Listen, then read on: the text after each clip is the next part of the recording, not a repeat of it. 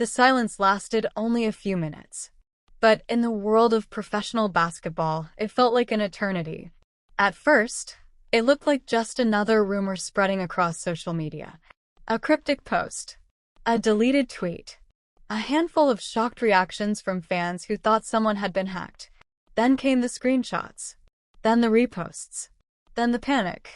And suddenly, one horrifying sentence began flooding timelines across America. Brandon Clarke is dead at 29.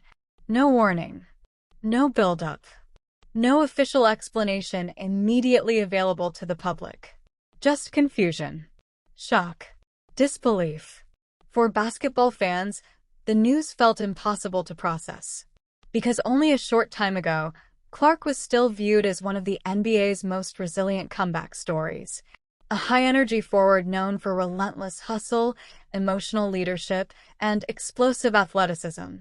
The kind of player teammates loved, coaches trusted, fans rooted for. He wasn't supposed to become a tragedy headline. He was supposed to keep rebuilding his career. But within hours, the internet transformed into something else entirely. Sports shows interrupted programming. NBA communities spiraled into emotional chaos. Former teammates began posting broken-hearted tributes. Journalists scrambled for verification. And fans across the league started asking the same chilling question. What happened? Because what made the situation even more disturbing was how sudden it all appeared. There had been no public indication that something catastrophic was coming. No visible goodbye. No dramatic farewell appearance. No signs that one of basketball's most respected locker room figures was about to become the center of a national sports tragedy. And as millions searched for answers, another uncomfortable reality began emerging beneath the grief. People realized they didn't actually know Brandon Clarke nearly as well as they thought they did. They knew the dunks, the hustle plays, the blocked shots, the comeback from injury.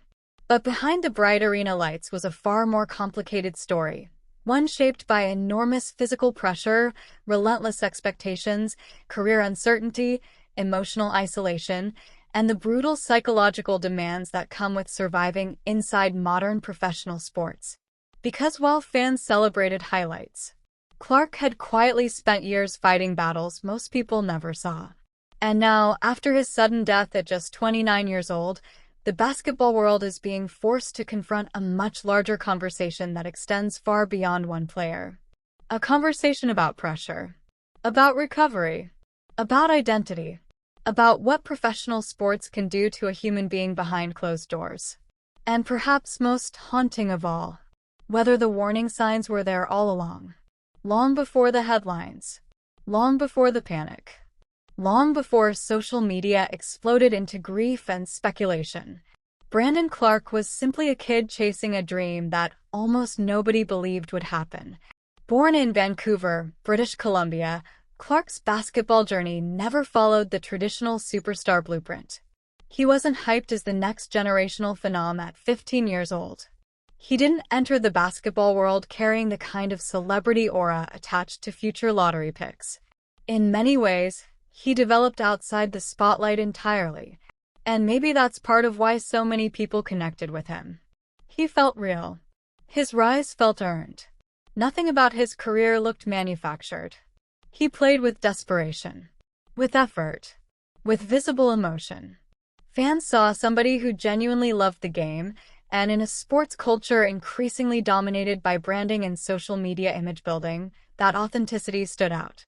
By the time he entered college basketball, coaches quickly realized they were dealing with something unusual. Clarke wasn't just athletic. He was relentless. Teammates described him as obsessive about improvement. Coaches praised his discipline. Analysts became fascinated by his defensive instincts and nonstop motor. Even then, there was already a sense that he approached basketball almost like survival rather than entertainment. At Gonzaga University, his reputation exploded nationally. The numbers were impressive. The highlights became viral. NBA scouts started paying closer attention. But beyond statistics, what truly separated Clarke was energy. Every possession looked personal to him. Every rebound looked urgent. Every block felt emotional. Fans loved that.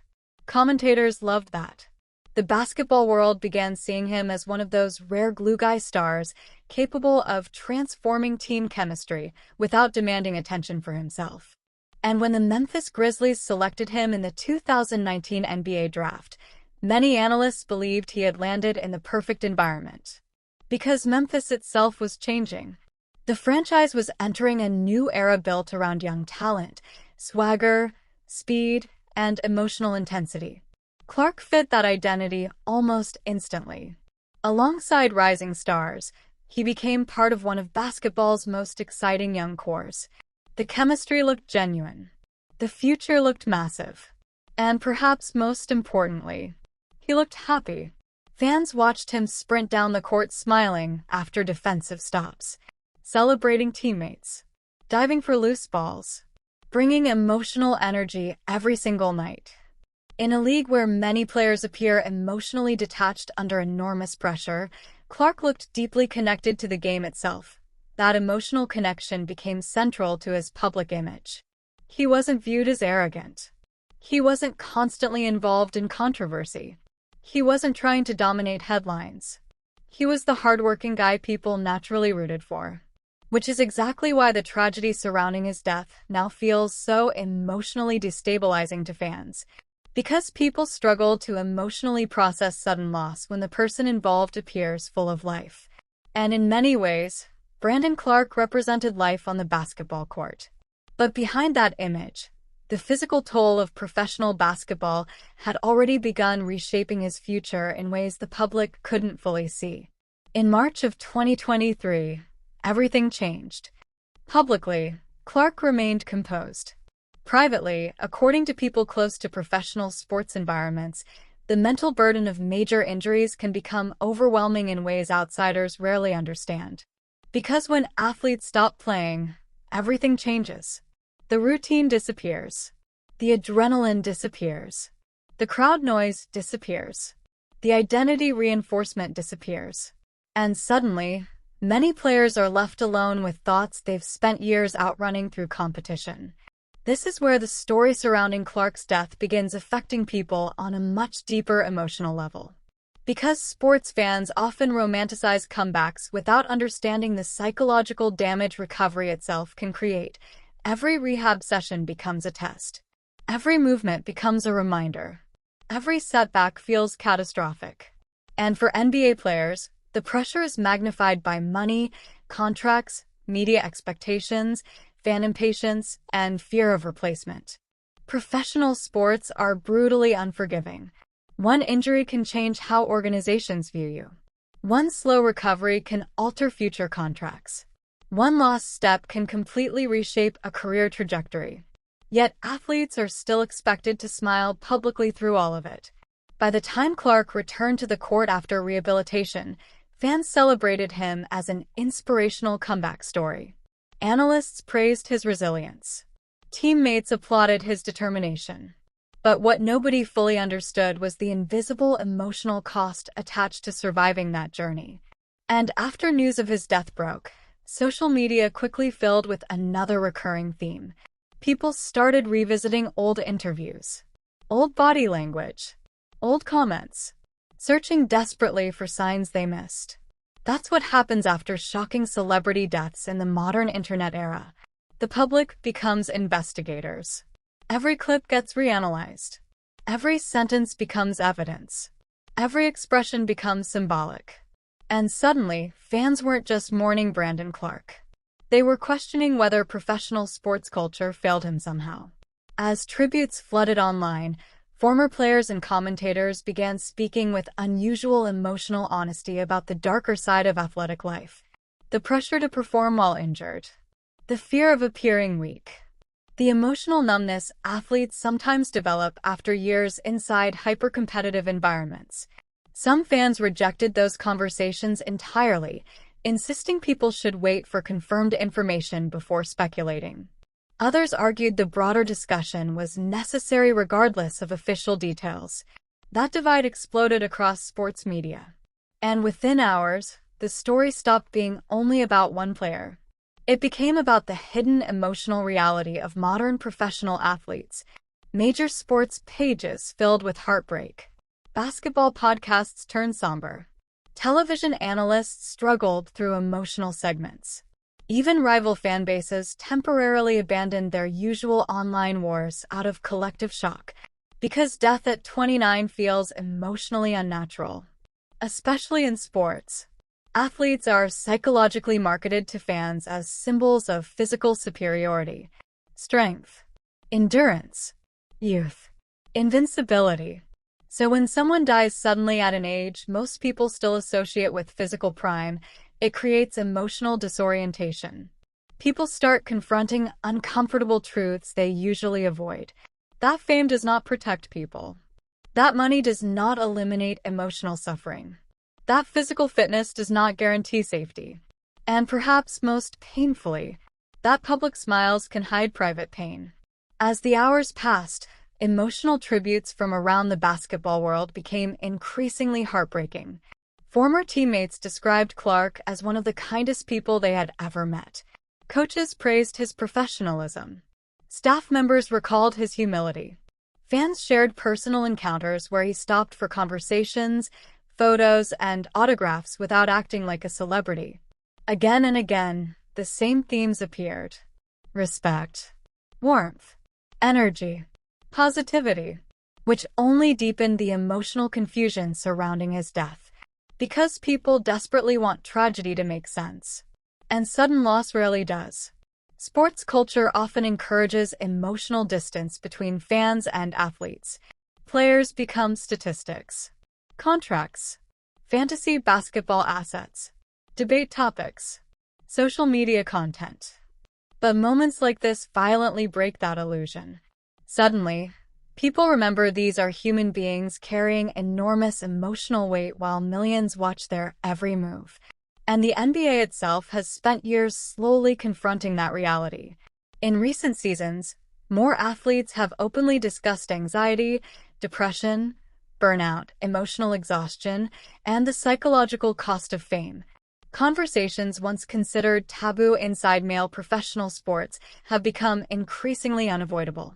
But despite progress, many current and former athletes still describe sports culture as emotionally brutal behind the scenes, especially for men expected to appear mentally indestructible at all times, especially for players fighting injuries, especially for athletes whose careers become uncertain, and especially for players trying to emotionally survive public scrutiny in the social media era.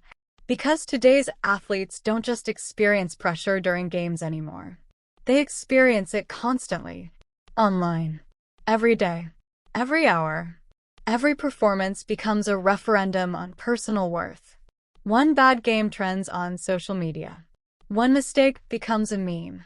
One injury sparks accusations of weakness or softness. The psychological environment can become suffocating. And after Clarke's death, many fans began revisiting how casually sports audiences sometimes dehumanize athletes without recognizing the emotional consequences. At the same time, another force began taking over the internet: speculation. Unverified theories spread rapidly across TikTok, YouTube, Reddit, and X. Some accounts pushed rumors without evidence. Others attempted amateur investigations into his recent appearances and health history. Certain creators chased engagement using emotionally manipulative thumbnails and dramatic claims. And beneath all of it was a haunting awareness that the basketball world had experienced similar emotional shocks before. The deaths of young athletes always hit differently, because they interrupt the illusion of future certainty. Fans imagine careers continuing for years, playoff moments still waiting to happen, redemption arcs not yet completed, families growing, legacies evolving. Sudden death destroys that imagined future instantly. And that emotional rupture is exactly why stories like Brandon Clarke's leave such a deep cultural impact. Because people aren't only grieving who he was, they're grieving everything he was supposed to become. As night fell across the United States, arenas, podcasts, sports bars, and online communities transformed into spaces of collective mourning. Fans who had never met him cried openly. Former players sounded emotionally shaken during interviews, and many people found themselves staring at the same haunting thought. How fragile all of this really is. The contracts, the fame. How many athletes are suffering silently while the public only sees performance? Because Brandon Clarke's death didn't just shock basketball fans. It exposed the emotional contradiction at the center of modern sports culture. Fans demand humanity from athletes when tragedy strikes, but often deny them humanity while they're alive. Players are expected to entertain endlessly, compete through pain, stay mentally strong under impossible scrutiny, accept criticism quietly, recover quickly, perform constantly. And when they finally break, the public suddenly remembers they were human all along. That realization can feel devastating. In the days ahead, investigators, reporters, league officials, and journalists will continue piecing together exactly what happened. More details will emerge. More statements will be released. More debates will unfold online. But no official report will erase the emotional shock already sent through the basketball world. Because some stories transcend statistics. And this became one of them. Not because Brandon Clarke was the NBA's biggest superstar, but because he represented something emotionally rare in professional sports.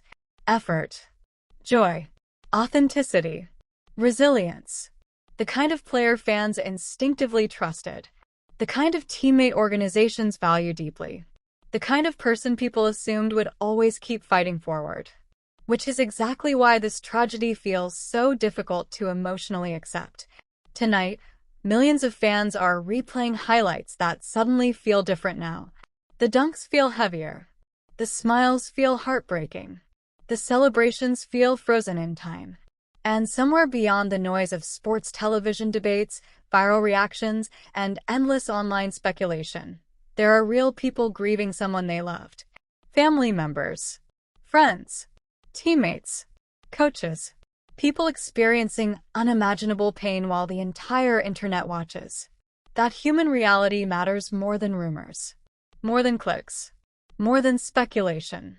And maybe that's the final lesson sitting at the center of this heartbreaking story. We often consume athletes as entertainment before recognizing them as people, until it's too late. So as the basketball world mourns Brandon Clarke tonight, one painful question continues echoing through arenas, timelines, and living rooms across America.